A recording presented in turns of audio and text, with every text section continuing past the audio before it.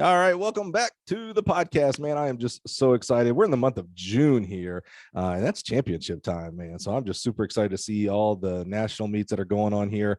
By the time you're listening to this, D2 and D3, and I think even D1 is over. So now we're starting to turn over into national championships, and of course, this year the big World Championship. So and it's right here in the US, man. That's really exciting. Also exciting is today's guest. This is one of the fun ones for me. You've heard me say this before. When I have a guest on the podcast here that I've never met, we haven't talked, that actually gets me the most excited. And so shame on me that I don't know today's guest before today, but I'm super excited to explore his journey. Help me welcome from Colby College, Mr. Dave Cusano. Dave, how are you, sir? Not too bad. How you doing today, Mike? We're recording this on a Friday, so and Friday afternoon. This is a track coach thing, business guy. I'm like, I'm trying to get out of here, yeah. And you're like, yeah, it's just another day. I probably got a track meet tomorrow or something. Yeah, I get it, man. I get it. That's real. You were actually, I was bugging you yesterday. You were actually at a last chance meet when we're recording this today. Yesterday, you were at a last chance meet for Division III nationals, I assume, right? Yes, that's correct. We were down at MIT for the last chance qualifier there, and it was a good meet. It was put on pretty well. Weather wasn't exactly on our side. It was a little overcast, a little breezy with some rain sprinkles here and there, but overall a great opportunity for our athletes to get out there that one last time before the NCAA championships. MIT is one of my favorite facilities. First of all, there's a ton of great facilities in Boston that I love, but on Hammer Cage, this has nothing to do with you, Dave. We're just gonna put a PSA out there, and this is really a good time for a PSA because it's June.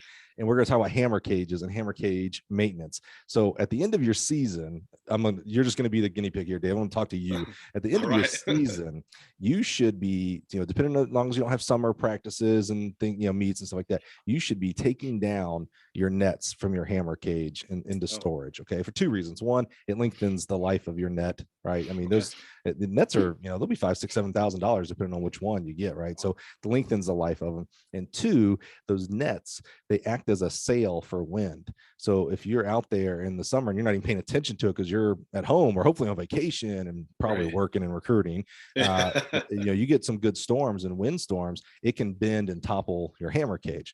Wow. I say all that because you reminded me of MIT, and I can't remember what time of the year I was. It must have been around the summer. But I was in Boston for something else, and I go to MIT's campus just to look around, and I see their hammer cage. So I go tripping over there to check it out, and they had put their nets down. And I was like, of course, a bunch of engineers at MIT, they knew. They knew. Yeah. They probably had done the calculations like, look, man, we need to put this net down because we ain't using it. Let's be safe here. So it reminded me of that with MIT. Yeah, that's very real. I love it. Well, Dave, let's hop into it, man. I'm super excited to learn your journey in this great profession. All I know is where it ends today, or where it is today, and that's at Colby College, which is a great school up there in the Northeast. I love it a lot. I've been up in that way. So let's talk about you, Dave, in coaching. Where does coaching, it's interesting, coaching as an athlete happens to us. As coaches, we do that activity to others, but there has to be a time when it switches. When did coaching go from something that happens to you as an athlete, in your mind, it went to like, oh, wait a minute, like I could do, like this could be me, I could be coach. When's that happen for you? Yeah, it's really interesting question, Mike, because believe it or not, when athlete ended, I really didn't think I'd be a coach. It wasn't a burning desire. It wasn't a thing that I thought. I didn't come from a coach's family or anything like that. So really graduate school is when it really started to click that maybe this is something that I'd want to do. Prior to that, I really just thought coaches had a really tough job. I thought they invested in 18-year-olds, which was not a great investment. I thought about myself as an 18-year-old who happened to be invested in, and so it just wasn't a burning thing. But during graduate school, running the lab at University of Maine in the graduate program that I was in, and then just kind of coaching at the high school level, and then volunteering a little bit at my alma mater, University of Maine. Then it was kind of like, oh, I kind of like that, and this seems okay, and wow, this kid listened, So, and that's where I would say that's where it started, I guess. Yeah, that's a very high risk. I'm not sure always high reward investment into an 18-year-old. Again, as soon as you said that, I thought of myself as an 18-year-old, and I was like, man, that was a bad bet. Don't bet on me. Right. So if it was graduate school and you kind of sound like you started volunteering, helping at the high school and in your alma mater at Maine, the Bears, right? The Black Bears, right? Okay. Yeah. What were you like up until that point? What were you thinking about being? You talked about being in a lab. Are you going to be like some kind of mad scientist or something? I had honestly, my athletic career kind of expanded after college. And I got to play professional football in Germany. And so that kind of that's where I was, and still being able to extend that athlete mode. Again, I was still being coached at. So there wasn't this whole, again, desire to start doing that to someone else. And when I returned back to the States, a professor that I had, Dr. Robert Leonard at the University of Maine, he was the chair of the department, offered me an opportunity to be a graduate assistant in the department. And I started operating the sports science lab. And that was super interesting for me, being able to run the metabolic cart and do underwater weighing and do different things in the lab. I just really started to fall in love with that process. And then those couple opportunities, like you mentioned, I was helping at a local high school for football, and then was volunteering at the University of Maine. And it really just started to steamroll from there.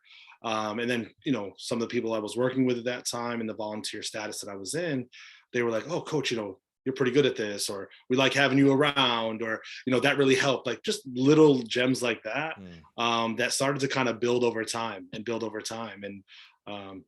to be honest with you, I never thought in that moment in time that 17 years later, I'd still be a collegiate track and field coach. That's for sure. Or become a collegiate track and field coach. That's for sure. Yeah. If you ever want to have a good laugh, write down, here's what I'm going to be doing in 10 years. Yeah. And then in 10 years, open it up and be like, oh, well, I was way off the mark. I didn't see this one coming. Yeah.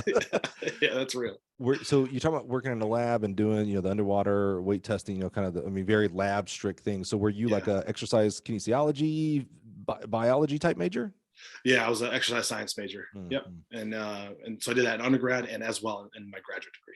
And you mentioned going to Germany for professional football. That obviously piqued my ears. I don't think we're on about 160 different coaches here on the podcast. None of them have yet to have this experience of going overseas to play professional football. What is that all about? Yes, when I went to the University of Maine, I was recruited as a football player primarily, and also doubled back as a track and field athlete. And we have to, we were talking football, and you said Germany. You're talking about American football, not the soccer correct. Stuff. Yeah. No. American football, tackle football. Yeah. So that's how I got to the University of Maine. Believe it or not, I'm from Connecticut originally, and Coach Jack Crosgrove and his staff recruited me, and that's how I landed at the University of Maine. And after graduation, I had that opportunity, and it was an opportunity of a lifetime. I'd never been across the ocean before. I had never heard the language spoken before. So to land in a country that was never on a vacation list for me, a top place to visit, and then have an opportunity to be a professional athlete at the same time was just a dream come true for a kid, and just a great experience overall. How long were you out there? I only played one season. Yeah. I was asked to return. It was right around the time where NFL Europe was going defunct. So just the timing and kind of where I was in my life and what was going on and those sorts of things, it was a childhood dream to be a professional athlete. Yeah. I had that opportunity. I got paid to play a game. So all those things were just really amazing things that I'm incredibly lucky and blessed to have experienced. And so that's just kind of where I was during that time. And yeah, that's it was interesting. Yeah. I have to think, there's things that you learn in college. Like the value of college is not just the education you get, learning how to do those lab things, and your example there is an exercise phys major, but it's also about how do you work with people that aren't like you. A college brings in a lot of different people from different socioeconomic statuses, different, who they are, what they are, their beliefs and things like that. And you have to do a lot of activities to get along or not, or just decide I'm not going to be with those kind of people. So going to Germany, being around like-minded people, so you got football players and things like that there, but you're still in a big country and probably a big city that you had to deal with people that didn't understand how you were talking. Maybe had never seen anybody like you, a guy from Maine. That's odd. So and you had to kind of figure out how to deal with that and still get the things, go grocery shopping and live and have a social life and study and practice and things like that.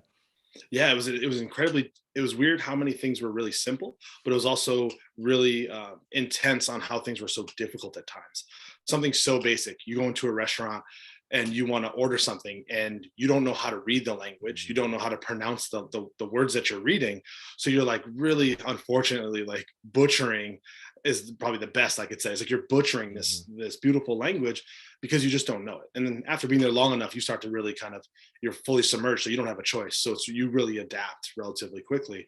But little basic things like that, like just trying to order something in a restaurant, was so challenging. Yet on the football field, understanding where you had to fit in and who you had to cover and what the scheme was and all those sorts of things was extremely easy because the game was still the game, even though we were across the ocean. Right. But I think one of the most interesting things, the old movie Love and Basketball, and they show the young lady, she's playing overseas and she's in a meeting, and the coach is talking in a foreign language and and then the meeting ends, and they're like, she asked one of her teammates, hey, what'd she say? And they were like, oh, just give you the ball or something like that. And that's a lot of how some of the meetings were, where most of the meeting was conducted in German. So, a word here, a word there, a phrase here, a phrase there. And then at the conclusion of the meeting, you'd ask one of your teammates who was fluent or from Germany, and be like, hey, fill me in on what the things were that I missed, because, it was a 45-minute meeting. And they'd say something simple like, cover that guy and run real fast. And I was like, we were here for 45 minutes. I know he said more than that. Hey, that is a great lesson, probably for meetings here in America as well. There's plenty of 1-hour meetings. It's like, okay, so do this. It was a 1-sentence meeting that took 60 minutes. I get it. Right. What was, because I can't imagine, like, quick aside. So I played professional poker in between my coaching career and coming to Yale. Yeah, moved to Vegas, never been before, and went, right. So I quite enjoyed the game still. And a couple of years ago, actually February, I don't think it was in March of 2020. So when it all went down, right, in March, I actually was in Costa Rica and got to play poker down there. And it was one of the most humbling experiences that I've ever had, because I was the only native English speaker at this table of 8 other people. The dealer didn't even speak English. Luckily, the one guy across from me, he spoke both and kind of understood that I didn't speak. I barely speak English, so what am I doing speaking Costa Rican Spanish? And but I remember, it's poker, right? So it's 8 people and they're laughing, there's sports up on the TV, and they're laughing, telling their own little inside jokes, and I understood none of it. Right. I just kind of sat in my bubble, and when it was my turn, I was like, I'd grab the chips and be like, 45. Like, I'm sure, like, how much I'm trying to bet here. I ain't trying to bet at all, Right.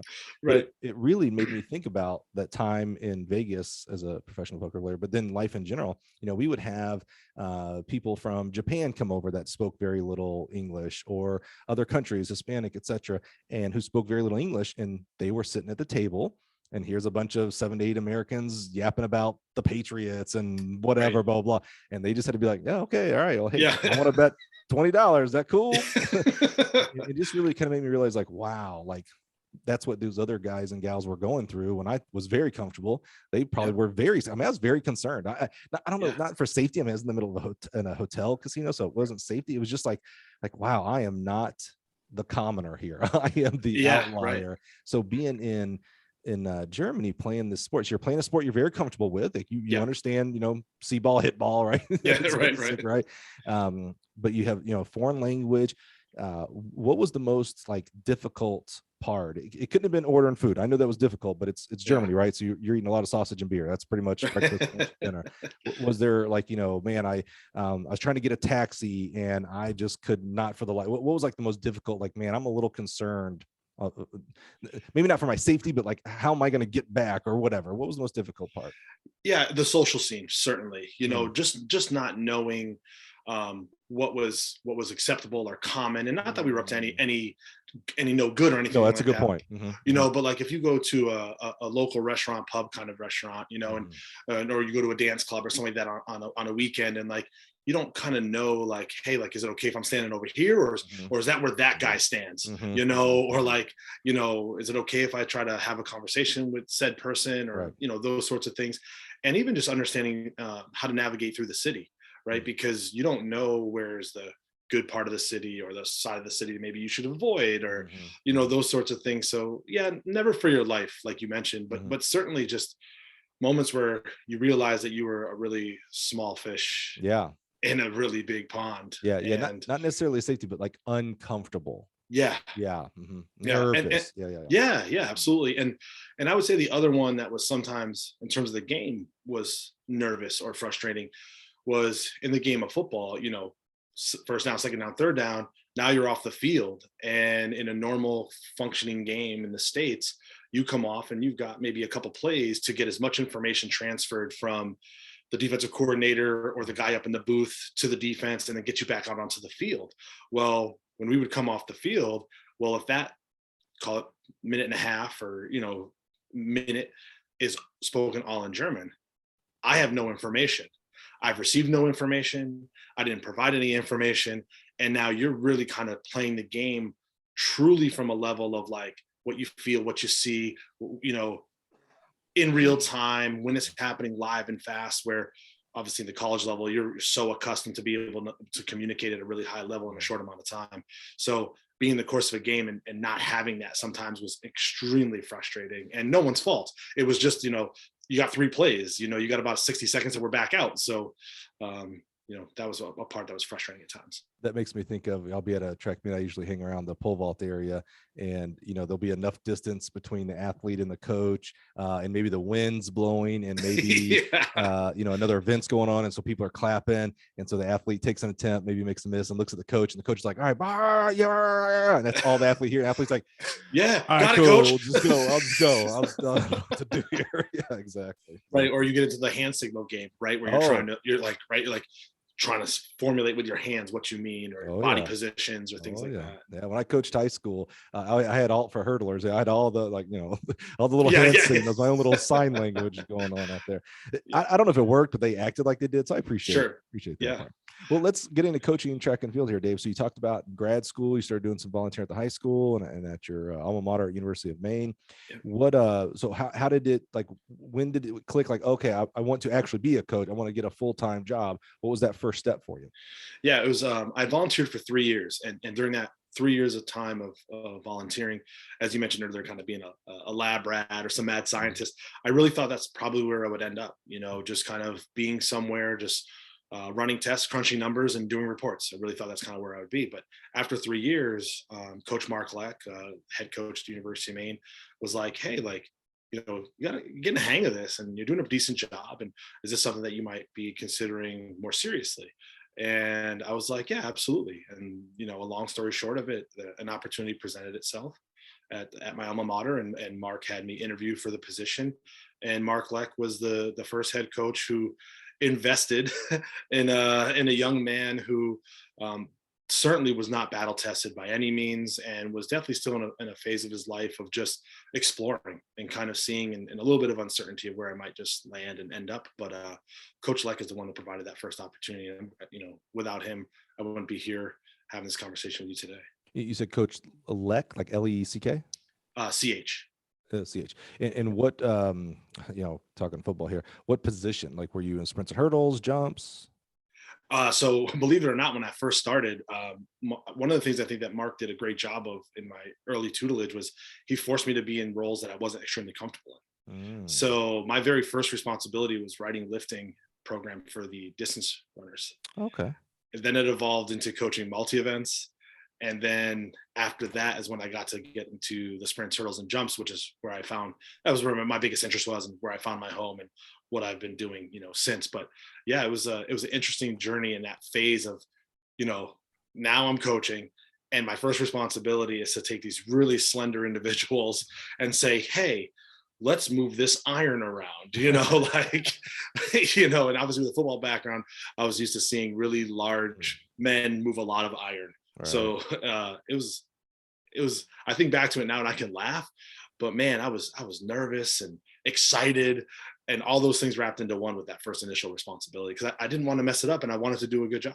What was your athletic background in track? Were you sprinter, jumper? Yeah. Distance guy? sprints and hurdles. And uniquely enough, was able to throw the javelin pretty good. Yeah. So what did you think when Coach Leck says, hey, you're starting to kind of pick this up. Seems like this may be a gift for you. Do you want to come on full time? And I loved how you made you interview, by the way. It's like, this ain't no free pass, boss. Yeah. You got to earn this thing. I love that. And then your first assignment was like, hey, go write the working workout or the weight workout for the distance runners. Was it a little bit like, because some people would think like, oh, this feels like a little bit of bait and switch. This is not why I got into coaching.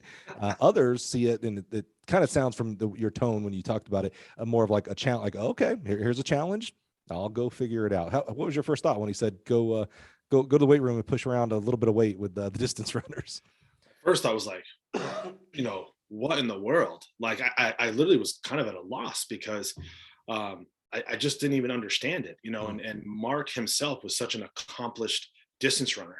All-American in the 800, ran at Northeastern, ran in the 1980 Olympic trials, competed overseas professionally. So here's a guy who's not only my boss, coach, but he's an established top level world-class athlete in the event that he's like here. So I actually took it as a really big responsibility because I knew how much he valued that event group. It wasn't just a brush off. It wasn't just a, hey, there's some guys over there, take care of them, leave me alone. So it was pretty cool, and it forced me to ask questions.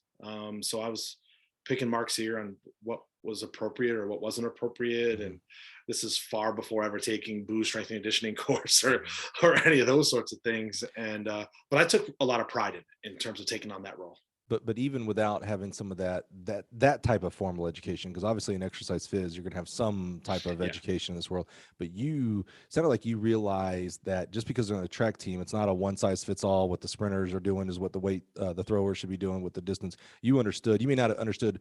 Didn't sound like you maybe understood right off the bat what it was. You just, it kind of came natural to you that it's got to look different for some reason. Yeah, absolutely. I certainly knew that it had to be different. And I was very aware of running economy from having run the metabolic cart. So I knew how important it was for those distance runners to not carry extra body mass. But I also knew them being, frail is not an appropriate word necessarily, but you just made every distance runner coach that listens to this, they're upset with me now. He did not say that. I will edit that out. We're not saying that. No. Slight, slender, and powerful is what he did.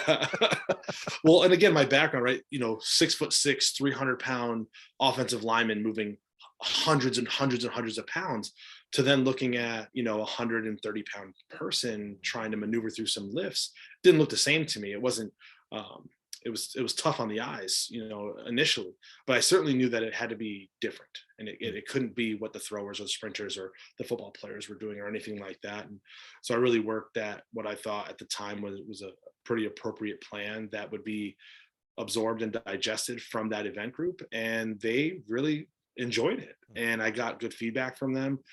So many things that at the time I didn't even know that I was doing, that I could speak on very differently now in terms of like briefing and debriefing and, communicating with them openly. I wouldn't have been able to say any of those words back then. I was just kind of like, hey, does this seem all right? You like it? Oh, okay, we'll keep doing it. But you said a key word there that doesn't get used often, and I think it should, when we talk about prescribing workouts for young people. And I don't think this necessarily is a high school versus college. We're obviously talking the college here, but you said the word they enjoyed it. And I don't think we talk about that. We talk about, and we don't talk X's and O's here on this podcast, but when we talk about training athletes, a lot of times we'll talk about, was it proper and in the right amounts, the right timing throughout their training cycle, things like that. But we don't often talk about, did the kids actually enjoy, whether they're 14 to 18 in high school or 18 to 22 in college. Could be completely different pros. I won't even attach that. In fact, it's almost the opposite. Like, how many times do you see on social, like, the kid hanging over in the throw up buckets, like, got him. And it's like, well, the kid's definitely not enjoying that. No one kid has ever said they enjoyed it. But I thought that was interesting that you use that descriptor of like, they seem to enjoy it, as well as, the performance has to happen. That's almost like that's what we in poker, we call table stakes. Like, you just have to have that to play. They got to perform, but they also seem to have enjoyed the workouts. Yeah. And the fact that they enjoyed it, really, it was self-assuring on the return, because they're like, coach, I like this, or when they would say something simple like, coach, I could feel the difference in my race, or I could feel the difference in the training session on Tuesday or Thursday or whenever it was really reassuring, and it made me feel like I was on the right path. And then it made me want to ask more questions and be like, so is there something else that you think, now that we're doing X, that you think you might feel we need to do to make something else feel better? And really those young men and young women that at that time, I really applaud them for trusting in me. A young person working in the business who really didn't know a whole bunch, and them just trusting me at that level. I really appreciate them, for sure. How did you, I'm glad you said that, because that's exactly where I was going, being, you're probably in your, I'm going to say mid 20s at this point, 24, 25-ish at that point. Seem to be not only having success with the athletes as far as their feedback to you, but also the way you took it. And I think it was a proper way of coach, like, oh, he trusts me, like he's given me his group, to do this. How did you have any battles internally with ego? And ego's not bad ego is bad. So what I'm really asking is, did you have any internal battles with bad ego of like, hey, I'm the exercise phys undergrad and grad work, like I'm the guy who understands this better than anybody. I'm a former professional athlete. I know it's football, you're talking to a bunch of distance runners, but still, bad ego could bubble up there pretty easy. Did you have any of those battles, or was it always a humility side from you? I think it was more fear. That's a good one. To be honest with you, I felt comfortable with those things that you mentioned, that I knew I could pull from things that I knew that did provide confidence for me, the education, my own athletic experience, and those sorts of things. But really, it was fear, I think, was the ultimate driver, because I didn't want to fail Coach Leck. I certainly didn't want to fail the young men and young women who were trusting in me to write this program for them. So it was definitely way more fear than it was anything else. But being able to lean on some of those pillars was obviously helpful. But no, it wasn't like, oh, well, I ran the metabolic cart, so we should be doing this. Not even a little bit. It was like, how do I not mess this up? How do I make sure that this is beneficial? And I think the word that I would use is effective. I think even in my career, that's probably a word that's the most important to me, is like, was it effective or not? Now, I'm a dumb public relations major from Troy, Alabama. You keep saying the metabolic cart, and I have a picture in my head, but I'm embarrassed to say I might not be right. Is it literally a cart and you're hooking them up to a kid? Tell me, because I know other people are listening, like, oh, dumb, Mike, metabolic cart, get on the page. What are you doing, dummy? Just for my own education, what is a metabolic cart? So it's a treadmill that's hooked up to a computer, and then you put the big giant mask on, and you put all the leads on. Is this like VO2 maxes? That is correct. Okay, come on, I know VO2 max. Okay, all right. Yeah. I thought you had some cart. Oh yeah, like actual like shopping cart. I think there are electrodes or something plugging into someone to get the metabolism. I don't know, man. I don't know. Yeah, but on our cart at school, we were able to do metabolic rate, so that we can work on metabolism stuff. We also were able to do, the way our lab was set up, we were able to have people lifting with the mask on and get all sorts of readings. So we got pretty innovative in our little sports science lab at the University of Maine. What's the test where you and this may be old. This is, I can think about this when I was at Troy. So this would be late 90s, where you would stab the muscle to get a tissue sample, and the muscle biopsy. Muscle biopsy. Do we still do that today, or is there like a more less intrusive way to do this? I did see the tool. My professor showed me the tool, and it looked pretty invasive. I mean, it's like medieval times. Correct. Yeah, exactly. Yeah. And I myself have never been able to perform that test. But, so we've gotten it smarter. it was very medieval for sure. Yeah, okay. So we've gotten smarter since the late 90s. Okay. I'd never seen one, but I heard about it. I was like, wait a minute, this sounds terrible. Let's not do that anymore. It looks like a torture. It looks like a torture tool. Yeah, exactly. I think it's one of those things those smart guys like you do for fun. You're like, yeah, hey, we're gonna test your muscle biopsy. No, it's for real. We learned this in grad school. It's okay. So you continue. I mean, you have a lot of trust from Coach to work with his group right off the bat. How did you continue to earn more trust and then start working with other event groups? Yeah, as we progressed through that, and Coach saw the rapport that I was gaining and the trust that I was earning with his group, he then kind of gave me a little bit more of a leash, and it started off in the multi-events. And we had a few athletes there who were dabbling in the multi-event, and Coach knew that there was a lot of events that were extremely foreign to me. And Coach Raleigh Ranson, who was at the University of Maine at the time, was a field event coach, put together a binder with, some articles and different things. And it was kind of like my initial track Bible, if you will. And, it was a little bit on shot put and a little bit on javelin and a little bit on pole vault. No, just little snippets of kind of each event. And I started reading it and trying to figure it out, and doing like most of us do, standing in the mirror trying to figure out, like, is this what I'm reading? Like, this doesn't look like this picture right here, and because all that is at that time, that's pre-YouTube, that's pre all this online sharing and learning and those sorts of things. So unless you had a VHS to watch the biomechanics, you were looking at still photos, you were looking at the kilograms and trying to figure it out for yourself. And then I got to start coaching a few multi-eventers, and the distance athletes who entrusted in me, like, I really appreciated them, but the ones who really got it going were the multi-eventers, because they knew that I didn't know. So earlier you kind of mentioned like, oh, with my background or this or that and the ego, like, and I was like, no, it was fear. I was even more scared now because I'm like, oh, this discus, and what? How do we hold it? Like, what do we do with our body? Like, where do I have to line up? And the athletes I was working with also knew that I didn't know.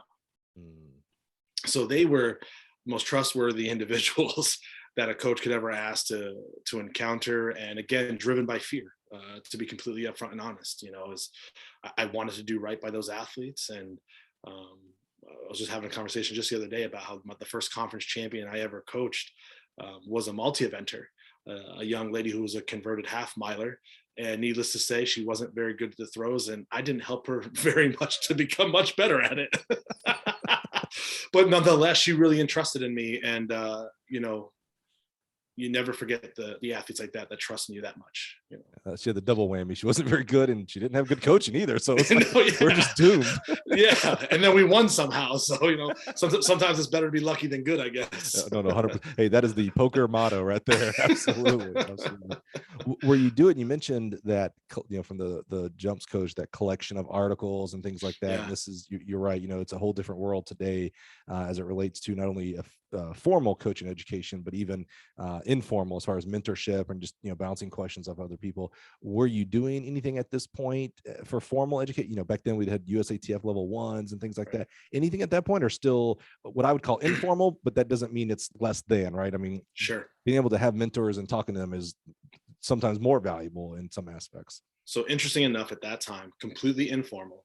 I had no idea about mentorship and if that was even allowed. Coming from a football background, you would never talk to your opponent about the game because, plays and strategies and things like that. So it also wasn't a foundational thought for me, so at that time, extremely informal. So research, beginning stages of the internet. So kind of just looking up, trying to find articles, trying to find, authors that you thought were reputable and that sort of stuff. And getting on the old IAAF website and getting into the news studies archives and just like clicking on an article and be like, oh, yep, download, I'll read it later. Download, I'll read it later. Download, I'll read it later. Yeah, you had to read it later because it would take you a couple hours to download. Get the download. Yeah, it was not immediate, So that was really, at that stage of my career, it was just a lot of gathering, buying books, buying DVDs, those sorts of things, waiting for them to get shipped all the way to Maine. And then, so it was a slow process, but it was a huge gathering process for sure. Do you remember a book that really stood out? Like, you wore the page numbers off. Okay. What you got? Absolutely. Brent McFarland's Science of Speed Hurdling. The Spiral Bound. Baby. Yes. If you don't have that book and you coach sprints, jumps, or hurdles, you have to go find. I think it's hard to find now. I wish I had my copy still from back in the day. So I'll brag a little bit since you like that book. So Brent actually invited me out to his winter clinic in San Diego. He brought down some of the best Canadian juniors and seniors to San Diego. I was a JUCO coach. Yeah. So me, Mario, who's at University of Virginia, was there. He was at Sacred Heart, I think, at that time. You talk about like Brent McFarland would talk about, I don't know, how to order off of a menu. I'd be like, oh, that's smart, man. That dude said anything. I was like, oh, that was genius. Yeah, right. And he is and was. I love Brent McFarland to death. That's awesome that's your book, because I can't tell you how many. I mean, I read it at least 1,000 times. I don't know about you. Absolutely. And even to this day, I'm like, oh, that chart, I know where it is in the McFarland book. It's somewhere in the 80s pages, or it's somewhere in the 120 pages. And I reference it all the time. And I feel like even to this day, all these years later, whenever I feel really, really jammed, it's like when in doubt, I open that book. And even to this day, I'm like, wow, this was in here. Like, it's like one of those, like, I know I read it. I know I've seen this however many times, and then still being surprised, like that information was in here. Yeah, so Oh, something comes in hot in 2022 is like, oh, this is the new thing to do with yeah, sprinters. yeah, yeah, And you yeah. go back like, well, Like, actually, yeah, yep, exactly. page 82 of 1997. Yeah, yeah. I'm glad you refurbished it and renamed it, right? I love that. That is, if you don't know what we're talking about, again, you got to go try to find it. But I think it is like super hard to Yeah. find. So maybe you got to borrow a copy. If you're up in the Northeast, I guarantee you, someone like Kaba and Mark Yep. and Giancotti, I guarantee those Latif, I Yep. guarantee they got one. They probably For have sure. extras. Hint, hint. But yeah, it was Brent McFarland. It was the science of speed and hurling or sprint and hurling. What did he? It was the Yeah, science of. I think it was sprint and hurling. I think. Yeah, sprint and hurling. Yeah. And it was a spiral bound, so it was Yeah, awesome. It was yeah. just really easy to open it, and it was thick. I mean, Oh yeah, yeah. it had to be all of 200 and something pages. I'm Absolutely. probably exaggerating, but it was just No, lots of not charts. Oh yeah. man, it was so. And good. it had lifting, it had circuits, it had speed work, it had it all. Yeah, he had some meeting one day and he put me in charge of the sprinters, and we had this really good, was one of Canada's top sprinters at the time, who was a undergrad at University of Kansas, and he's like, all right, here's the workout to do today. And we were on San Diego State's track. It's when I first met Jim Venottigam, formerly of Texas A&M. Yeah. And so we were doing the workout, and I was like, it'd really suck if this kid got hurt under my watch, and all I'm doing is literally following. I'm not doing anything extra. Yeah, just reading. And he hurts his hamstring. Oh, I was like, I'm dead. Like, who's I hurt the top. Yeah, I was like, it was so bad. I was like, trainer, save me, get this kid, help him out. Yeah. All right. Yeah. So, how long were you at University of Maine for this? How are we? 7 years total, counting the volunteer time and the full time. I can't imagine. Like, I'm trying to think of an example. And the only examples I can give is, rest in peace, Judd Logan. I can't imagine being an athlete for a coach. And it's one thing to compete to coach against that coach, but to coach with that coach. I mean, that coach goes from being your head coach, and obviously, it sounds like obviously he wasn't maybe your direct coach. Your I'm gonna call it football. So I'm thinking everything football. Your position coach, your event coach, but there's still this man. He is the head coach of our program, and now you come in as a volunteer to start, and then a full-time assistant. And it's a whole different relationship. How did you adjust to that? You cannot tell me you just fell into it seamlessly. And I went from athlete to peer with no problems, Mike. There had to be some like, oh man, coach tells me to jump, I jump. How did you deal with that? Yeah, it was peaks and valleys for sure. Mark was great to work for. He gave me a ton of autonomy, which I think I'll say now that's a good example, because you never would have called him Mark as an undergrad. But now you're on staff, and now it's past staff. It's Mark. Yeah. That's right. That's key. I guarantee you, first day you didn't call him Mark. You're like, yes, sir, coach. Mm-hmm. Yep. Coach right. Leck. Coach Leck. It was Coach Leck for a long time. And even now, when I see him, if we're out in the circuit somewhere, I will say Coach Leck first, and then as the conversation unfolds, then it becomes Mark as we get more casual. But that initial greeting is Coach Leck. Yeah, it's for sure. It's hard to go from.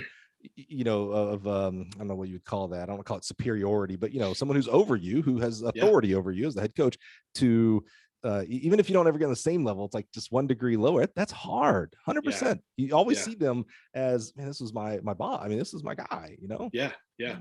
I think one of the hardest things, which also turned out to be one of the best things, was that he just gave me tons of autonomy right from the beginning. So he would be, for example, he would say something like, I never had to turn in my training microcycles or macros to him.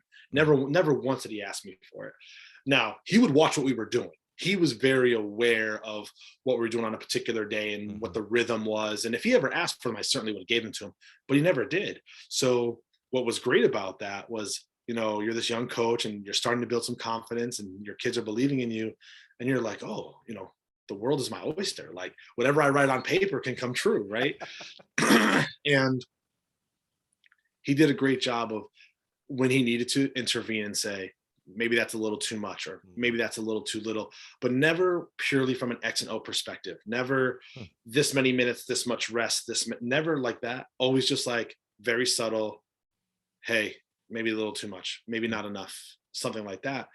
And then really the other part of the job that most people don't talk about, right? All the booking of hotels and those sorts of things. I mean, unless you're at one of those super duper schools that has all the coaches and all the director of ops, but I've never been lucky enough to be in those programs. So that was usually me wherever I've been. But the same thing there, you know, he'd be like, okay, Dave, I'm giving you this much money. You said you want to go to this or this meet or this competition. Basically figure it out. And so then I'd be sitting there like, okay, I got to find a hotel for the right cost. I got to make sure we get the rental car, or if it was planes, you know, and figuring all those things out. And then I'd come back to him and say, Coach, you know, this is what you gave me. This is what I have costed out, so on and so forth.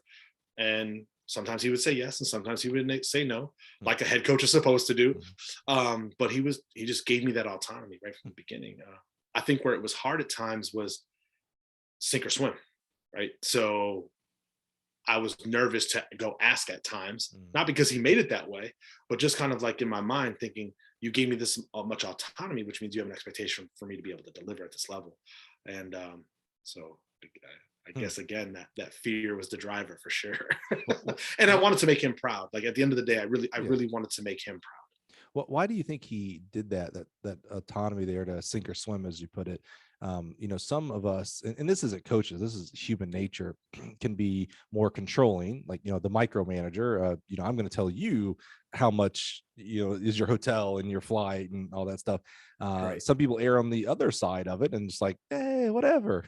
Right. Those people always go over budget, by the way.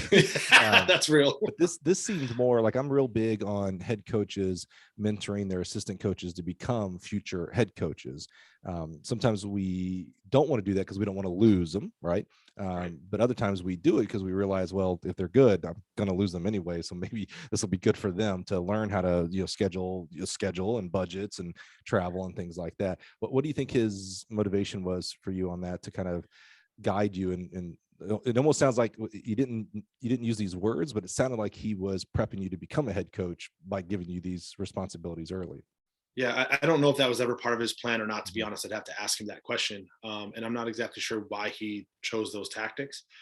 I got to imagine, if I'm just kind of thinking about it right now, is that some level of what he saw in me as an athlete, and maybe early on in those volunteer stages, pretty good at self-starting, pretty good at accomplishing tasks. I don't need to be told directions more than one time. So maybe some of it was his trust in the skill sets that I did have at that time, whether they were natural or up and coming skill sets. But there had to be, in my opinion, just not working with the man, there had to be something that he saw that he felt comfortable enough to be able to do that. Yeah, good point. He's seen you grow up from 18 to 22. That's a big maturation period for kids. Right. And so he saw you go from that kid to young adult. And so he knew, I mean, he wouldn't have asked you to volunteer if it was like, yeah, this knucklehead needs to stay in the lab, you know? So he obviously had seen that through your development there as an undergrad student. So you spend 7 years there. Yeah. How and why did the decision to leave and move on, and where did we go? Yeah. It was like Coach Ron Grigg, one of the best coaches in the United States, hands down. Love him.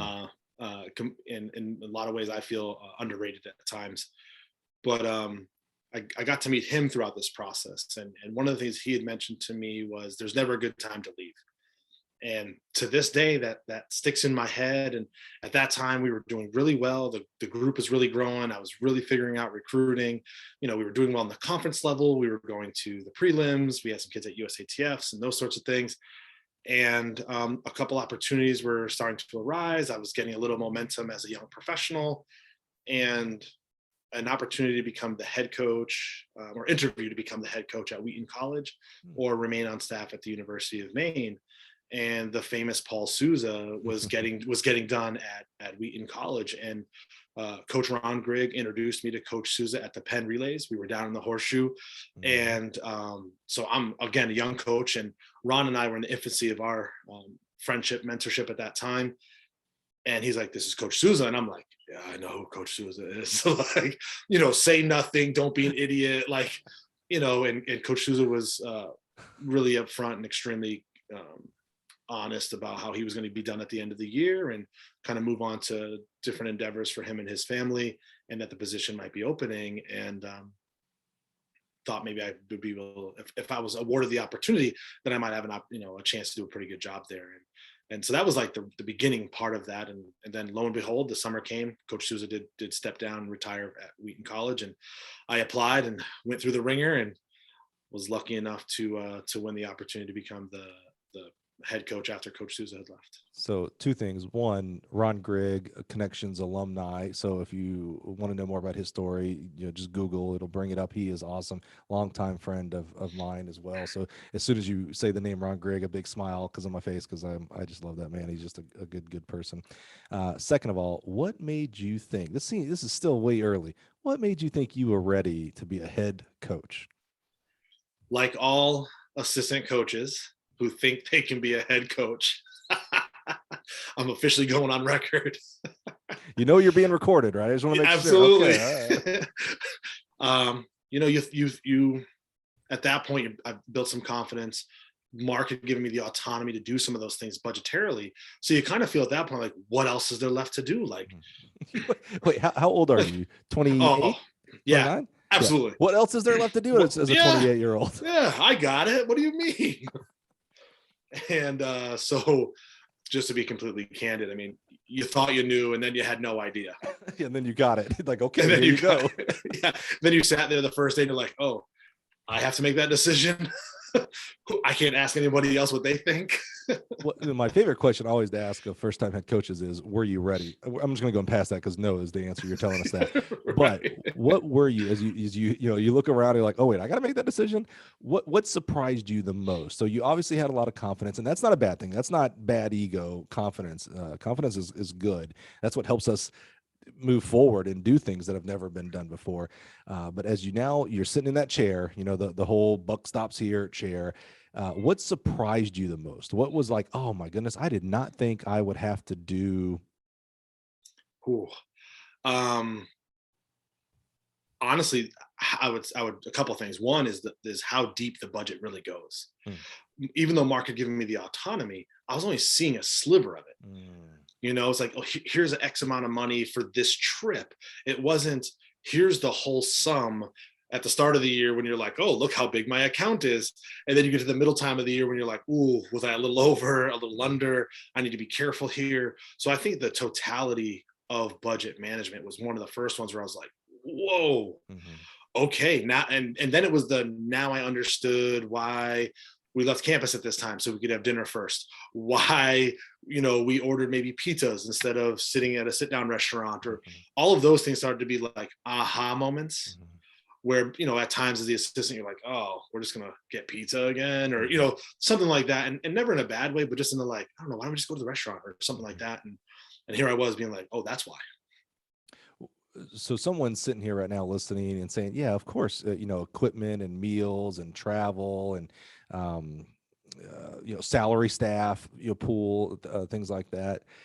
What was the most in that kind of context of things? What was the thing like you had like out of left field? Oh wait, I've got to pay for the awards at the end of the year. Yes. Yes. Yeah. The awards at the end of the year, senior gifts. Because at first you're like, oh yeah, I want to get this sled, or I want to get this this other tool that we're going to use, or oh yeah, we're going to stay at this caliber of a hotel, right? Or oh yeah, we're going to go to the Armory. Oh yeah, we're going to go Cheesecake Factory. We're going to eat good because we're going to the Armory. And then you're like, you get the cheesecake bill, and you're like, we're never coming to the Cheesecake Factory again. But yeah, I think awards, I think senior gifts, just some of those things that you're they add up quick, and they don't blow your budget out the water, but they're little things that they sneak up on you. And even you're like, oh, okay, I'm going to put this trophy order in. And then they're like 6 to 8 weeks. And you're like, I don't have it. Like, I need that tomorrow. Right. And so I think that is a great lesson for everybody. It always takes longer than you think. Okay. I'm just telling you, trust me. If I could get things out of here faster, I would. It always takes longer. Absolutely. Yeah. So on the flip side of that question, what was some pleasant surprises? Things again that you had no idea, but you're like, oh man, I didn't know, whether it's a perk, whether it's an enjoyment, whether it's camaraderie amongst other maybe there's some kind of secret cabal of all the head coaches at Wheaton, right. Like, oh, I'm in the club now. What was something that kind of pleasantly surprised you becoming a first-year head coach? What you just said, the relationship with the other head coaches at the University of Maine, Division I, and obviously we're way out on the map, so there's a lot of travel involved. So even though we had a great staff of people who were extremely welcoming and a lot of friendships, people were on the road so frequently that a lot of it was in passing a lot of times. And at Wheaton, I'm a first-time head coach, and there was veteran head coaches there who really extended an arm. Eric Pavelski, Lou Reese, rest in peace, Matt Cushing, Jamie Lockard. I mean, those were coaches that literally were like, looked at me as an equal. And in my head, I'm going, rookie, rookie, rookie. and they never treated me like that, not even for a moment. And these are coaches who have been to the Final Four. They've been All-Americans themselves as athletes, been to the World Series. Coach Pavelski's just got over 700 wins. He's been to the World Series on 4 occasions, I believe. So these are guys that did not have to, they could have looked at me and been like, this guy. And they just didn't. And all these years later now, when I know here at Colby, when we have young head coaches in, I make sure to extend my hand and arm the same way, because I want to pay it back for how great those coaches treated me when I was at Wheaton College as a first-time head coach. All that, and you were replacing a successful coach, Legend, as well as a big personality coach. Like, you knew when Paul Souza was there, and I mean, in all great ways, him and his wife, they're all great people. But he had a, I don't know if I want to say an air about him, but there was like, oh, certainly Paul Souza. Yeah. You know, so you also were replacing a big personality. Yeah. Was there ever a time you felt like you were losing your identity? Meaning like, oh, okay, Paul did it this way, I guess I better, it's not natural to me, but I guess that's how I better do it. Or were you able to keep your identity and your unique leadership? I certainly was able to keep my own identity. And I think one of the things, there's 2 parts that allowed me to do that. One was when I got there, Paul was gracious and he left a lot of materials, you know, binders full of jump tech, USATF level 2 specialist jump binders, and just all sorts of just information. And I remember I got there, and John Sutyak, the athletic director who hired me at the time, he's like, hey, Paul left a bunch of stuff here, thought you might want to look through it, you know, take your time, go through it, and, you know, kind of figure it out. And I was there till midnight. And I didn't stop. Once I started, I didn't stop. And I literally would I'd grab a binder and be like, keep. I'd grab a notebook, be like, keep, you know, and it went back to that gathering stage early in my career where I was like, I'm going to read this later. And I can just tell that this is just diamond level information. And I really need to just put it in this pile. And then there was just like going through anybody else's office at that time. Like, I don't need the 1993 rule book anymore. Like, I can get rid of that one, you know, but tremendous gems, old testing results, pentathlon testing results. There's just so much information. So at that time, without having a really thorough conversation with Coach Souza, I felt like I was watching his career almost through a movie. Oh, wow. Because I'm flipping through stuff and it's like Coach of the Year, national championship. Here's a flyer the year before they won the national championship. Right. Here's the flyer after. Like, just, it was really cinematic in a way, for me to kind of go through all that information. And I remember when the athletic director, when John came in the next day, he's like, you went through everything already? He's like, I didn't mean now. And I was like, I literally just couldn't stop. I couldn't stop. It was really incredible. And I remember looking at the progression of the school records and things like that, because that was part of going through all this information and just being really inspired. And the way I looked at it is, to this day, I felt like I was, you know, I replaced a Hall of Fame coach, 8 national championships, 5 in a row. People forget that he had a second place finish on either end of that. So, you know, the amount of success that man had, I really felt like I didn't want to let him down. Even though to that point I had one conversation at the Penn Relays where I had said maybe hello, thank you, and goodbye. Right.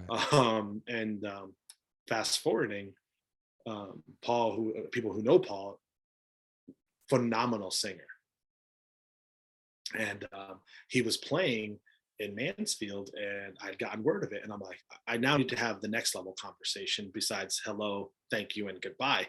And I had seen the cinematic movie by going through all of his information. And I went to the place where he was playing, and I didn't even know if he would remember me, you know, because I met him that one time at Penn Relays. And he's singing. Did you wear a big like Wheaton track shirt? Like, I should have, but I didn't. I was just in, you know, traditional kind of everyday clothes. And he connected eyes with me at one point while he's singing one of his sets and kind of smiled at me, and I kind of just waved, and they had a break in the sets, and And we started talking, and I just wanted to pick his ear, and I asked a couple questions. And in between sets, he would literally grab some water and just let me rip questions like one after another as fast as I could. And one of the best things that he said to me, he said, Dave, he goes, I'd like to think I was a pretty good coach and a pretty successful coach, but there's 3 things that you should know if you want to be great at this. And I was like, yeah, well, in my mind, I'm like, yeah, absolutely. Like I'm on edge. I'm like, let's go. Yeah. Yeah. And he literally said 3 words, and they were the same word 3 times. Recruit, recruit, recruit. And it was the amount of time I've spent pondering that moment. Yeah. Because, you're going through the history of his program, and you're watching the gains and the growth, and you see the kids that he recruited and how much better they got. It's like, you were a phenomenal coach, but understanding that you needed the bloodline of the recruiting in order to do that, and it's the connections with the student athletes. And then as our relationship continued, he would share stories about some of the recruits that he had recruited, and alum and athletes, and the couple, like any coach, some that got away and that sort of stuff. But it was just really incredible that 1 word 3 times. And like I said, the amount of time I've spent pondering that simple thought. Right. It was really incredible, really impactful. And the fact that he was willing to shift gears completely from being performer himself. Yeah, that's singing these sets and like just cover songs and just crushing it, to like, okay, what do you need? Okay, yep, this, that, this, yep, oh yeah, over here, yeah, okay, yep, that's over there, yep, okay. Yeah, and just incredible. I might not have been as patient as him. I've been like, yeah, it's cool, man. Enjoy the show. Yeah. We'll hang out tomorrow or something. Right. But I'm in the middle of something here. Yeah. Wow. Yeah. That's interesting. So how did he go? How long were you at Wheaton? How did recruit go for you? To give us kind of an overview of Wheaton. Recruit became incredibly inspiring. It was like, okay, it was like, there's never enough. You got to do more. You got to reach out more. You got just the more sort of attitude around it. And Wheaton was a phenomenal experience for me. Fear again was the driver. You're coming in behind Coach Souza, you go into the track every day, and there's these giant banners with national championship banners, right? Just kind of hanging from the rafters with the lists of the individuals who were all American and scored points. And so every day you went to practice, it was kind of put up or shut up, and extremely motivating. Fear, certainly the driver, no questions asked. We had a nice little run there in the short time that I was there. I was only there for 4.5 years before the opportunity at Colby presented itself. But wonderful time there. Got to coach some really incredible athletes who had storied careers there. And the highest we were able to finish was 4th. So we did get a team trophy there. So it's not even close to what Coach Souza did in his time, but I at least felt like hopefully in his eyes, and the alums' eyes, and the athletes' eyes that I was able to work with, that we did right by Wheaton College and their historic program. Yeah, I tell you, when you describe what Coach Souza did, winning is hard. I think we sometimes forget about that, especially as people do these extraordinary things like winning 3, 4, 5, 6 in a row. Every one is extremely hard. So, I mean, honestly, 4th place, it's like, bravo. You know how many people are coaching today for longer than you who have not gotten 4th? You know what I'm saying? I mean, that's a heck of an accomplishment. So you were achieving success. You seemed to like it. You had a good support group with the other head coaches and other, administration, things like that. What was it about Colby that drug you away? Most of it was family driven. My fiance is from Winslow, which is the town right adjacent to Waterville, where Colby College is located. We had a little boy at that time, was 2 or 3. Now is a 12-year-old terror in junior high. So, oh boy, anybody who has junior high age kids knows what I'm talking about. I'll say mine's 11. Next year's middle school. So, as soon as you said that, I was like, oh yeah, that's what I'm going into. Yeah. Yep. And and I've been here going on year 7 here at Colby. Yeah. So what are the differences between a Colby and a Wheaton and even Maine, even, two similar as far as divisions. Mhm. One's a different division, but all, new Northeast. I'm going to call them small programs. And I only mean that in the sense of, not in the Power Five and Right. kind of stuff. What are some of between Wheaton and Colby? What were some of the similarities and what were some of the stark differences, positive or negative? Sure.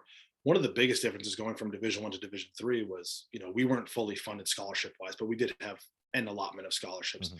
So being able to recruit with scholarships and come in and work the finance game or offer someone a full allotment to going to Division 3 where you just don't have that Mhm. was like, I was like, what am I didn't know how to close initially. I Mm. was like, how do I close? I don't know how to take this next step. So that was definitely one of the hardest things.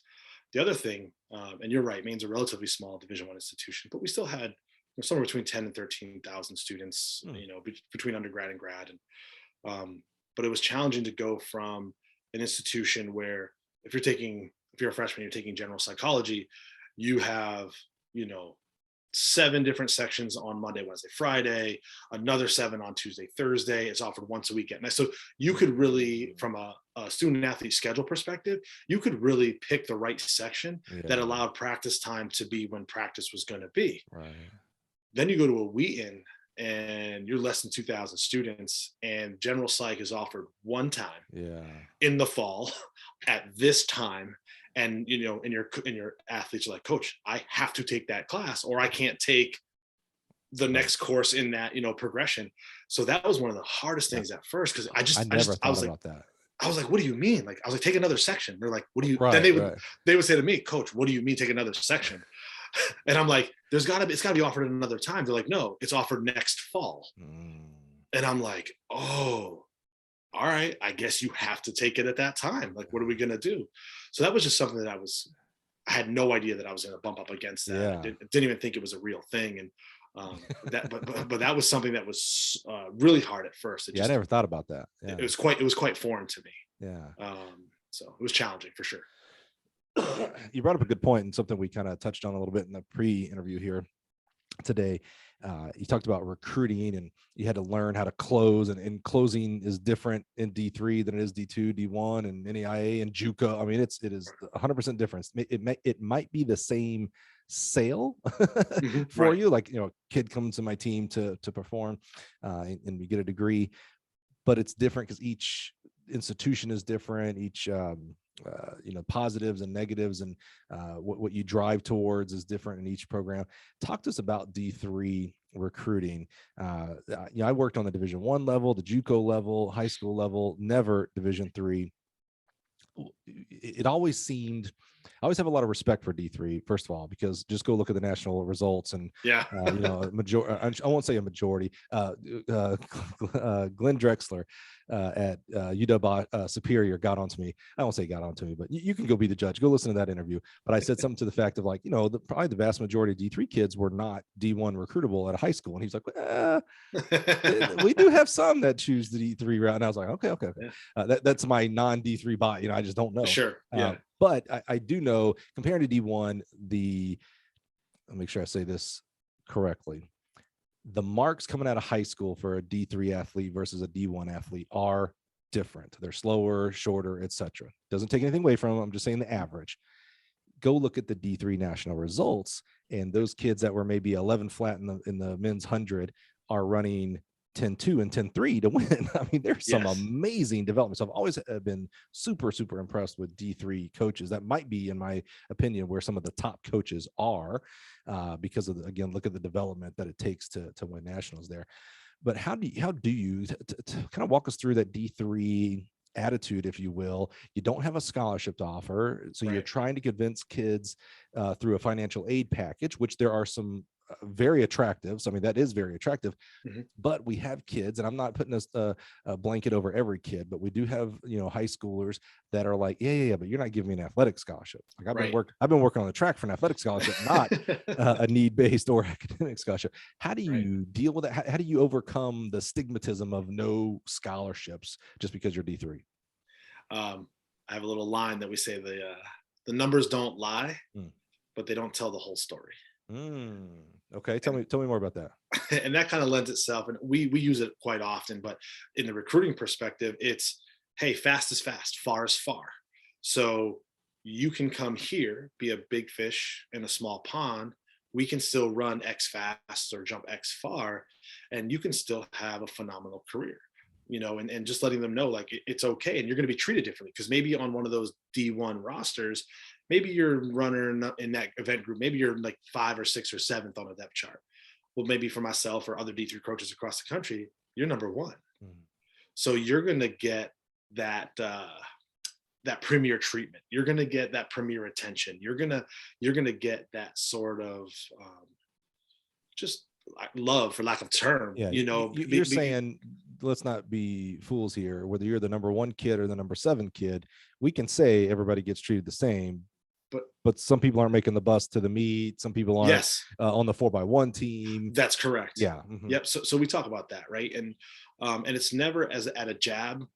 It's a way for us to sell the opportunity that you would have at Division III level. Mm-hmm. So we'll also talk about things like the numbers don't lie, but they don't tell the whole story. So I think you can be X fast based on your high school numbers.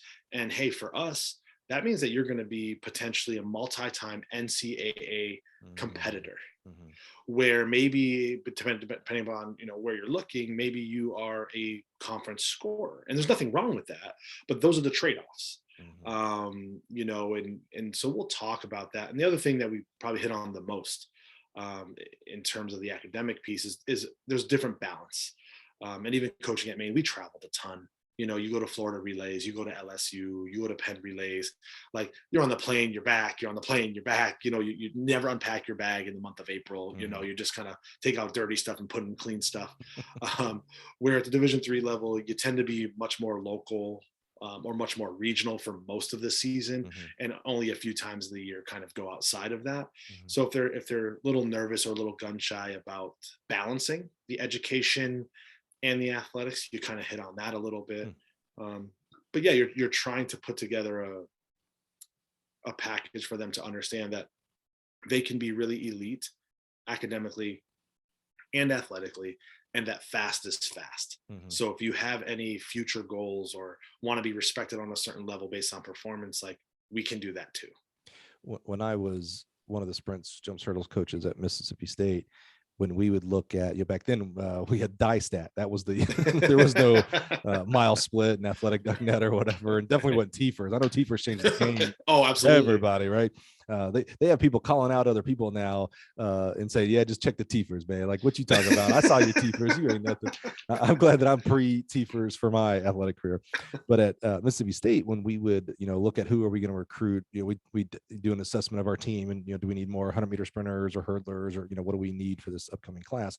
We would, let's just use the, well, I'm a brag, so we're going to use the 400-meter list, right? And so we'd start at the top, say, okay, who's number 1? Who's the number 1 senior, right? Who's that? Are they already committed or not? Can we get them, right? So like LZ Coleman was the national record holder in the 400. So I was like, and I was so dumb when I first got to Mississippi State. I was like, oh, I thought it'd be a lot easier. I came from Ball State. I was like, oh, this is gonna be simple when I'm at Mississippi State. Like, they're gonna know who that is, and I just say SEC, and like, we're good, right? Right. So I call LZ up in New York, Newburgh Academy, and I'm like, hey, we had a good rapport, and I was like, so LZ, who, if I would say who your top 5 are right now, who you talking to, and who would you're going to visit? And he's like, oh yeah, Florida, USC, Baylor, and I think it was TCU in Texas, I think, or probably LSU. And I was like, oh crap, wait a minute, I got to recruit against Mike Holloway. The US, I got to recruit against LA. Right. Pat Henry, who's head coach at LSU, was like, oh yeah, this didn't get easier, this got hard. Right. Now, I say all that to say, when you start, let's say let's use, I'm a dummy from Alabama, so let's use the 100-meter dash. When you say, okay, I need a 100-meter dash guy next year, I'm assuming you knock me off my pedestal and tell me, hey, listen here, old SEC boy, this ain't how we do things. I assume you're not starting with the top guy. The top kids right now are running, there's a 10-10 kid, I'm sure, in high school right now, right? I assume even if that kid is in your town, that could be wrong as well, you're not starting with him. But where do you start? Like, you don't need 12, you can't deal with 12 flat 100-meter guys either. You're not a magician. No, no, absolutely not. How do you gauge that, where to start? And with that all encompasses, their attitudes. And I'm not saying that in a bad way of, do they think they're a D1, D2, or D3 type athlete? So how do you judge where to start on that list? And maybe you don't even start on the list. How do you figure this out? Oh, we certainly start on the list. That's for sure. And any of my current athletes, when you just said that word list, if they listen to this later, they're going to go, "Oh, a list, Mike? Really? Coach Cusano and a list?" Oh, you're the list guy, huh? Nice. I'm the list guy. Yeah, nice. I know a few list guys. I like list guys. Yeah, so I'm a list guy. We take two basic approaches. We kind of look at the conference first and foremost, and kind of see what's scoring in our conference and what are the trends that we're seeing in a 3-4 year kind of window. And then we're obviously looking at the national list as well. And then we're kind of looking in a gap. So we're looking a little bit above it and slightly below it. And that's kind of, and you mentioned TFERs and mile split and athletic net, and those things are basically kind of finding a gauge and a range and a bandwidth based on those trends. And we're basically just running a percentage back. And with that percentage chart, we're kind of looking to see what we think is realistic. In my experience from Division I, I'm also aware of what is the dip range for some smaller Division I schools. Explain that. What do you mean dip range? Yeah, so I call it the dip range, meaning that there's that student athlete who maybe at a smaller Division I school, like a Maine, where I coached previously, that caliber athlete might be scholarship or partial scholarship. And so I'm looking at the dip range. So that athlete might be a tough one for us to get in the mix with, but right underneath that, that's the spot you want to be for the best ones. Put a pin in dip, because I have a dip range, because I do have a conversation to have off of that. I want to pick your brain on, but continue with the recruiting. So at Mississippi State, it didn't matter to me if they were New York, California, Florida. It was national. Before that, I was at Ball State University, though, and it very much did matter. It was 99% of my recruiting would have been Indiana, Illinois, Michigan. If it touched Indiana, basically, right? It was more regional. Are you on the D3 side? And I'm kind of asking you to speak on all D3s. So that's a little bit unfair. But is D3 more also regional? So when you're looking at the list and you see a kid, you're on the East Coast, you see a kid from California, 1089, you're like, oh, 4.0, whatever. And you're like, oh, this guy would be great here. And you're like, yeah, they're in California, man. They ain't coming out to the East Coast. Or does that not play at all for you? It does, certainly. And I think that goes back to like the closing piece we talked about a little bit earlier, without having that scholarship necessarily to go out and say, hey, look, I'm going to take that challenge off the table. Right. And then we also at the Division III level, there's no like official visit. Like I can't fly you in to also come check out campus. So, no official visits, or official visits because of the budget side of it? Like they can, like I can't go get 100 kids to visit from California because I can't buy uniforms then or whatever. I can ask them to come and visit, and they can get themselves here. And then when they get here, I can have lunch. Yeah. Okay. That's so much tougher for a kid from California than Boston. Yeah. We're like, like Division I, it's like, hey, I'm going to take care of your travel. We're going to get you here. Like that part's just not a part of the equation anymore. Got it. So that lends itself to what you're saying. So yep. It's certainly regional for sure. No questions asked. And then I would say we're lucky being a part of a highly reputable academic conference in the NESCAC, where our brand does travel relatively far, but there's certainly spots that are hotter or colder for us. But I would say on behalf of most Division III coaches, I think most of us live in a very regional recruiting base. Us too, even though we have a brand that travels a little bit, we certainly are mostly New England. Yeah, makes sense. But I think the bigger thing that you do is you have to look at different than Division I, and I'm sure for you in the SEC, when it's just like, not only is it national, but it's also global for you guys at that level, right? Like, so for us, it's also looking at the admissions, just the general admissions yield. So when I worked at Wheaton College and I work here at Colby College, I'll figure out from admissions, hey, outside of New England, what are the states that we yield the most from a general population perspective? And then we try to kind of live in those communities as well as best we can, because the institution's already succeeding in those areas. Right. So why not fish in the same pond?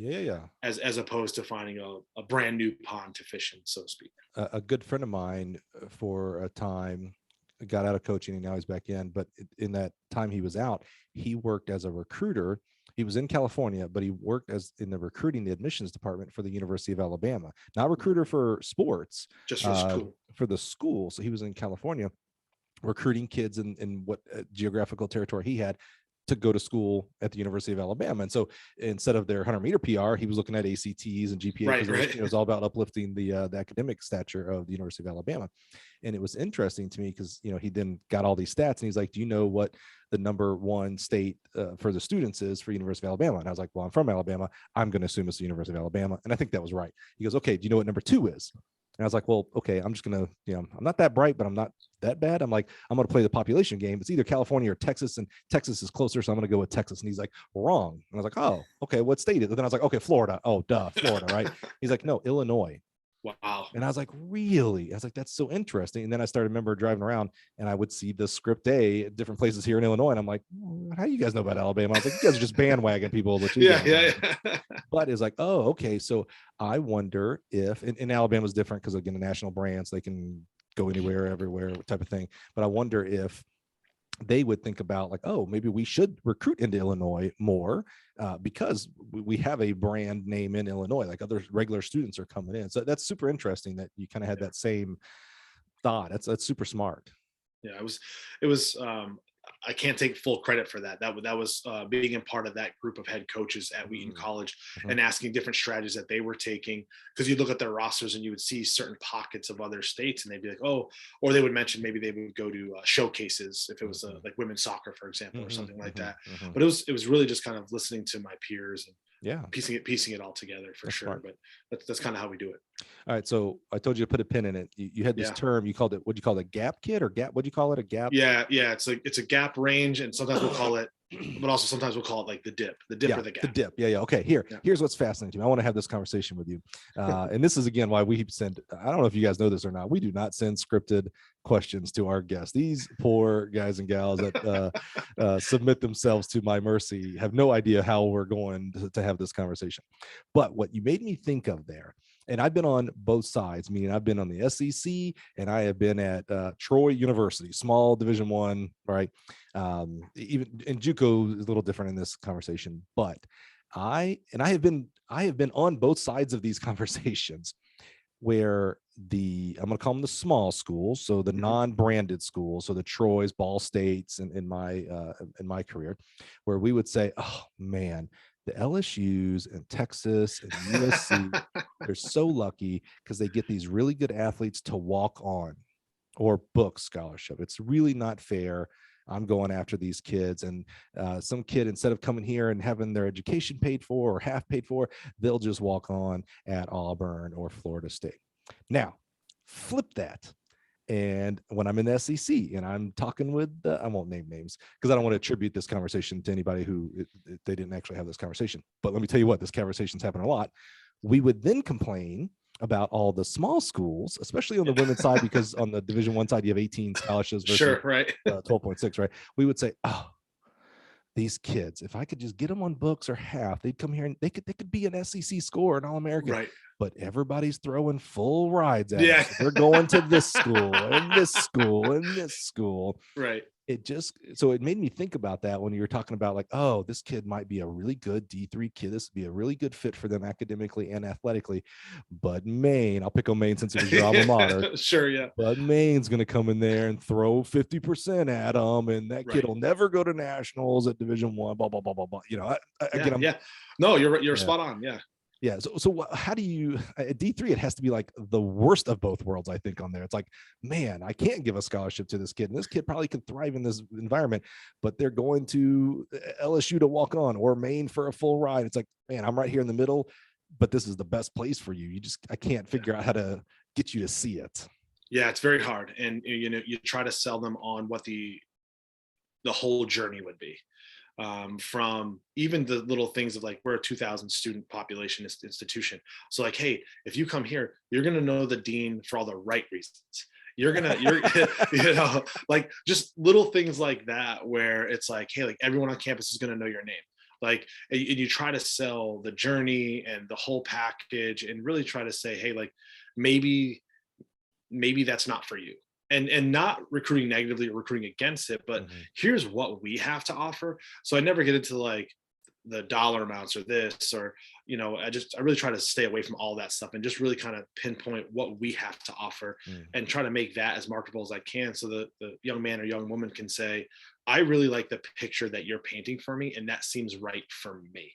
And you're absolutely right. I mean, when we're looking at the national list as we're preparing to head out to nationals, the top kids in all of our events, I'm sure there's many D1 programs across the country who would like to have no young ladies and the young men that are at the top of our Division III lists for sure. Not you are sure. You think there might be. No, 100%. I mean, first of all, and this year's a really special year. The kids, it's two separate kids, which I love, that set the 100-meter national D3 record and the 200-meter national record. What is it? 10, I might be misspeaking, so don't yell at me. For the 100-meter, was it 10:23? I think it might have even been 10:12 the other day. Maybe it's 10:12. Okay, yeah. No, I almost said like 10:17. So it's 10. Let's call it 10:1, 10:2. It doesn't matter. Same level. There is not a single program. I mean, let's think about this. 10:12. Let's say it's 10:12, and it probably is right around there. You telling me Texas won't take a 10:12 kid right now? Right. You telling me Florida won't take a 10:12 kid? And I'm not knocking Texas and Florida for obvious reasons. I'm friends with both head coaches. I'm just telling you that there is not a program out there that wouldn't take it. And the 200-meter record, did it run 20.9, 20.8, or was it 21:12? It was faster than that. So the 100, I just double checked, was 10:14 and 10:17. Oh. And the 200 is 20.62 and 20.66. Yeah, come on, man. This is a D3 kid. Get and out of here. And here's a fun shout out to Gallaudet University in the DC area. The gentleman who ran 20.62 is from Gallaudet.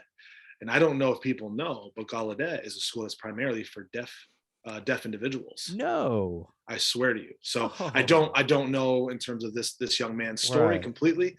Wow. I'm unaware. I don't know the coach either, but a shout out to Gallaudet as an institution and that gentleman at 20.62. I mean, that's rocket fuel. I mean, 100%. Yeah. It's amazing. So, and the D2 kids running sub 10, the guy from West Texas A&M. So, and again, obviously every program would take that for their program. So as you're recruiting and as we start to wrap up here today, Dave, so before we hit record today, before we got on, I was looking through Twitter because everybody knows that's where I live basically.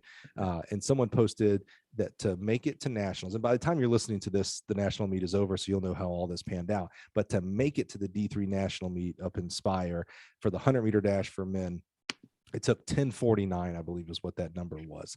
Again, a number that the vast majority of programs would take. When you're recruiting a 1089 kid, maybe even a 1099, I don't know. Yeah. Oh yeah. Yeah. And I don't want to get into the whole, they think maybe they're D1 or bust. they need to have some thoughts there. Although again, there'd be plenty of D1 kids that would take 1089 and 1099. So I'm kind of on this fence, as a former coach and now as a, coach advocate. I mean, that's all my whole life right now is pouring into track coaches on all levels. So I see both sides of a kid who says they're 1099 and they're D1 or bust. And it's like, man, I know you're frustrated, coach, because gosh, being at Colby might be the right place for that kid to go run 10:17 one day and be an All-American and be a national record holder, et cetera.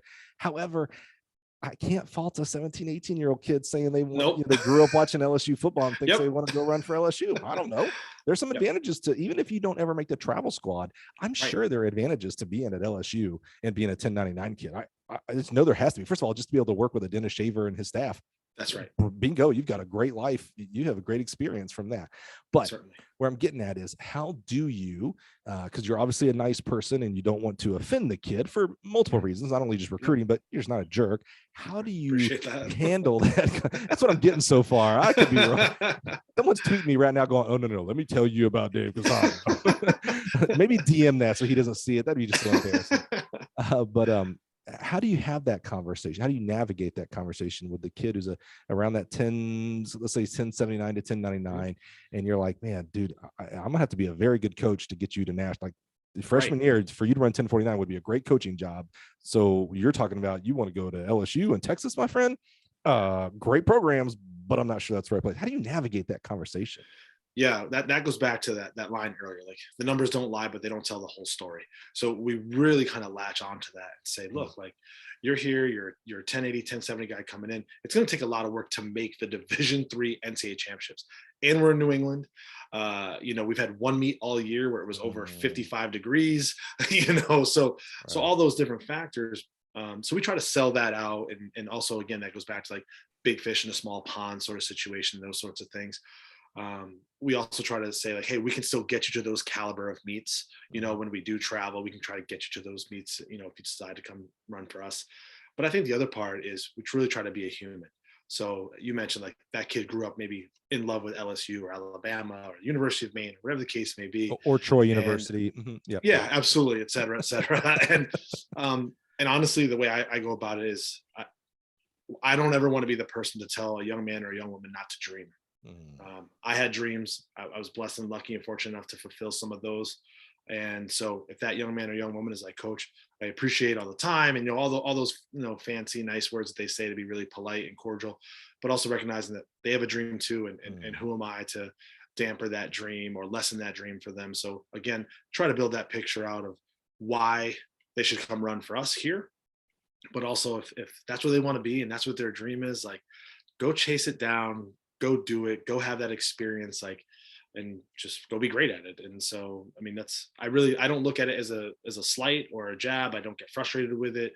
I never let it sit in that space for me. It's really just like, go make the best for you. And I wish you well and be great. And if anything ever changes, you have my contact information, reach back out or something like that. See, and that is the proof that you're not a jerk, Dave, because what you just described there is a transcendence above track and field in the collegiate setting. It's like, hey man, you have dreams. I get it. Gosh, I would have been devastated if some adult would have told me as an 18-year-old that I couldn't have been a Division I athlete. Like, right. It's like, hey, go try it. If that's what's in your heart, great. You know what? I'm giving you another option that maybe correct. You never thought about. Yes. And here's some positives that could, that are in front of you that are potential for you if you choose to come here and run for me at Colby. So I love that bigger, like, not like you're not seeing my picture, so you're doing it wrong. And by the way, we're talking about 17, 18-year-olds, so they very might right. well be wrong. But golly, we don't know at this point. So your job as an adult, whether you're a track coach, a guidance counselor, a parent, uncle, brother, is to love and uplift and give those positive affirmations that you got from those athletes back in the day, those distance kids going, hey, I enjoyed this. Like, oh man, I can, like, that feels good. I can do this. Like, it gives me self-confidence. Helping 17, 18-year-old kids have self-confidence to go on and be great people in this world. Yeah. And I try to look ahead. And so when I'm in those conversations, whether it's on a Zoom these days or in person, and I'm now looking at the parent maybe who's sitting right adjacent to the recruit or the prospect there and saying, I was lucky enough a long time ago to be where your son or daughter is sitting. And I hope one day, if things go well, and if it's an aspiration of my son, that I can sit where you're sitting. And I point to the mom or dad. I'm like, so it really behooves me to really be just upfront and honest. And I need you to pick us for the right reasons. And if not, when I see you on the circuit or somewhere, like, say hello and I wish you well. And, like, it's okay. Like, we'll all move on and we'll all be okay at the end of the day. There were plenty of home visits or on-campus visits where, the parent or the kid's right in front of me and I'm talking to the kid, but then I want to make sure I'm talking to the parent. And Yeah. I could see you on the Zoom, like, yeah, Junior, and your school would be this much if you choose us, right? I know you're over here, Junior, but mom or dad, yeah, I get it. Yeah. Well, Dave, I think I failed to mention this at the very beginning. You were actually kind of nominated twice to be on our podcast, and now I see why. Good friends of ours, Dave Nash from Track Barn, a great Gill Athletics authorized dealer, nominated you. I hate to say a long time ago. Remember, guys and gals, we only get 52 a year, so it's really hard to make this podcast, and I'm so happy Dave made it here. But then also, a guest that we had on this year, Lateef Thomas, great coach up there in the New England area who's doing a lot of great things. He also was like, yeah, Dave Cusano, man, what a great guy. They didn't say you were a great coach, and I mean this in a positive way. Let me finish my sentence. As I was halfway through, I was like, well, how are you going to get out of this one, Mike? They led with, what a great person. And to me, that is one of the greatest compliments in our profession, because we are so hung up with Coach Cusano that we forget that we were born and will die Dave Cusano. And so who you are as a person is always going to trump your X's and O's and making that next D3 national record holder in whatever event at Colby College. You know what I'm saying? So that just, I think you should take heart in that you have people that are, without you knowing it, because you didn't even know these guys had nominated you and said I had this no on the idea. podcast and stuff like that. That's what people are saying behind your back, my friend. And I think today you clearly showed why and how people like that have those opinions about you. I really appreciate that. Thank you, Mike. Well, thank you, man. We had a blast. I had a blast. I don't know if you did. And I just do this podcast for myself, so I don't care what anybody else thinks here. But that's not true. But it was awesome to learn your unique journey. I love, you're my first European professional football player, not soccer, American football. I love it. But I also really enjoy, kind of one of the secrets of why I do this podcast as well, that we do it here at Gale Athletics, is selfishly to learn. And so I love learning more about, I never coached on the D3 level, but I've always had a lot of respect. So to learn more about the recruiting and coaching aspect of it, man, you just brought, tons of value today for those guys and gals out there that are like, I can't coach D3 because of X, Y, and Z. Well, I think through today's conversation, you've convinced people that, maybe D3 is my level. What's the slogan for D3? I choose D3 or something like that. Yeah. I love that. I love simplicity. So the first time I heard that, I was like, that's awesome. But yeah, I think there's coaches out there today that will hear your story and your experiences as a Division III coach, and they'll realize that, this is a very worthy level for track and field, a very important level for track and field. And, they should take these job opportunities that are out there in these levels very seriously, because it's a great division, and it's a great bunch of groups of coaches and student athletes. Yeah, absolutely. It's a highly competitive division that a lot of times, we're not featured on ESPN, or we don't have the USA number 1 or USA number 3 come into our school. And a lot of the coaches at our level are also in charge of our social media, and we're the director of ops, and we're the fundraiser, and we're coaching 4 or 5 different event groups all at one time. But there's great track and field to experience and to coach at this level. And it's a really special place to be. And I think anybody who's been a part of Division III really understands that. For those of you who don't know, check out D3. We're okay. We're getting it done a little bit. Check us out. Yeah, man. Like I said, you guys are doing, you ain't looking into a 10, 12, whatever. No. 100 meter guy. You coaching your butt off if you're doing that. So bravo to the D3 coaches. And Dave, excuse me. Bravo to you, man. Thank you so much for being here. The most valuable thing you can give us is your time. And so I'm just so thankful that you'd spend it with us today. Yeah. Thanks again, Mike. I really appreciate the opportunity. Absolutely, man. Have a good one.